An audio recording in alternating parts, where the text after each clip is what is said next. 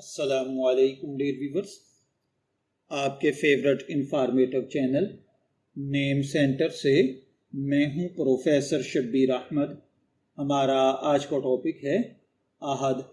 آپ جانتے ہیں کہ انسانی زندگی میں نام ایک ایسی پہچان ہے جو نہ صرف سماجی رشتوں کو مضبوط بناتی ہے بلکہ شخصیت کی عکاسی بھی کرتی ہے۔ ہر نام اپنے اندر ایک خاص معنی، اثر اور تاریخ رکھتا ہے۔ اسلامی روایات میں اچھے نام رکھنے کی بڑی تاکید کی گئی ہے کیونکہ نام آپ کی شخصیت کی پہچان بن جاتے ہیں۔ تو چلیے بڑھتے ہیں اپنے آج کے ٹاپک عہد کی جانب۔ عہد ایک عربی لفظ ہے، اس کا ماخذ لفظ عہدہ ہے۔ قرآن مجید میں اللہ تعالیٰ کی صفات میں سے یہ نام ایک صفت کے طور پر آیا ہے۔ اس کا لغوی معنی ہے یکتا، واحد، بے مثال، لا شریک، تنہا یا وہ جو اپنی ذات میں منفرد ہو۔ عربی زبان میں عہد اور واحد میں فرق ہے۔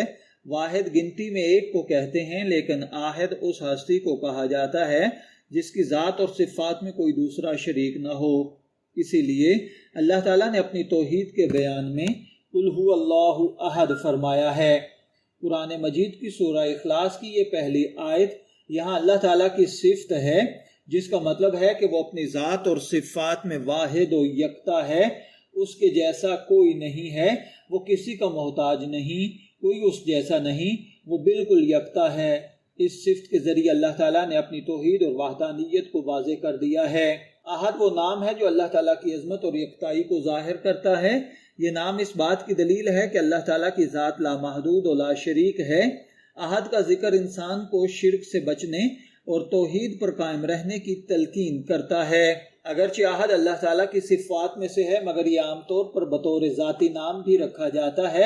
اسلامی ثقافت میں والدین اپنے بچوں کو ایسے نام دیتے ہیں جو اللہ تعالیٰ کی صفات یا قرآنی الفاظ سے ماخذ ہوں تاکہ بچے کی شخصیت پر نیک اثرات مرتب ہوں۔ عہد نام کا مطلب جب انسان کے لیے رکھا جائے تو وہ منفرد شخصیت کا حامل، دوسروں سے الگ پہچان رکھنے والا، مضبوط عزم اور ارادے والا، خود اعتمادی رکھنے والا، سچائی اور وفا کا علمبردار ہوگا۔ عہد چونکہ اللہ تعالیٰ کی صفات میں سے ہے اس لیے اس نام کے ساتھ بچے کے دل میں شروع سے توحید اور اللہ کی عظمت کا تصور بیٹھ جاتا ہے۔ یہ نام اللہ کی یکتائی اور شان کی یاد دلاتا ہے۔ والدین کے لیے بھی یہ نام باعث رحمت ہوتا ہے۔ یہ نام اگر آپ اپنے بچے کے لیے رکھنا چاہتے ہیں تو آپ اس کا نام عہد کی بجائے عبد الاحد رکھیں تاکہ اللہ تعالیٰ اس کے اندر اچھی صفات پیدا فرمائے۔ دنیا میں کئی مشہور افراد نے عہد نام سے شہرت پائی ہے۔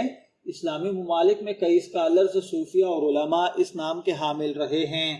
جدید دور میں بھی کئی معروف اداکار، شاعر اور دانشور اس نام کے ذریعے اپنی پہچان بنا چکے ہیں۔ اگر آپ کا نام عہد ہے، میں دعا گو ہوں کہ اللہ تعالیٰ آپ کو نیک، تندرست، صحت مند، عافیت والی زندگی سے نوازے۔ اور اگر آپ اپنے بیٹے کا نام عہد رکھنا چاہتے ہیں تو میری دعا ہے کہ اللہ تعالیٰ اسے نیک، صالح اور فرما بردار بنائے۔ شبیر احمد کو اجازت دیجیے، پھر حاضر ہوں گے کسی نئے نام کی تفصیلات کے ساتھ۔